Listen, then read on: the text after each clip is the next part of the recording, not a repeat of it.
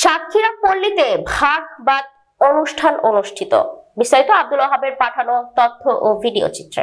রোববার রাতে সাতক্ষীরা সদর উপজেলার মহাদেবনগর গ্রামের বিশিষ্ট কীর্তনিয়া শ্রী হরিদাস সরকারের বসতবাড়িতে অনুষ্ঠানটি অনুষ্ঠিত হয়েছে।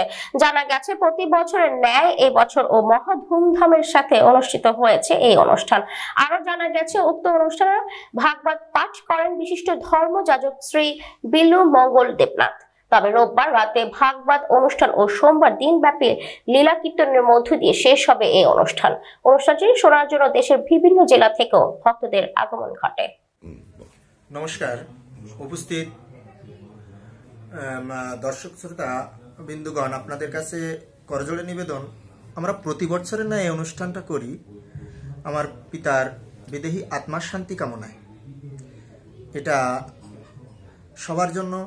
আপনারা সবাই আসবেন, এখানে প্রসাদ পাবেন, কীর্তন আস্বাদন করবেন এবং নিজেরা আনন্দ করবেন, অপরকে আনন্দ করবার সুযোগটাও দেবেন।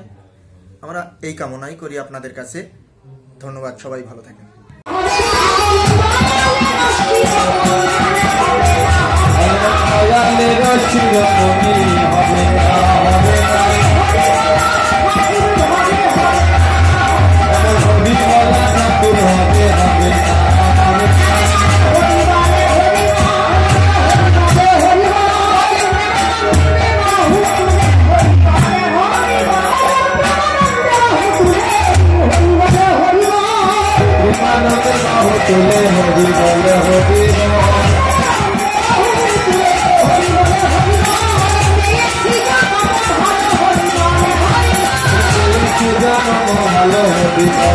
Hare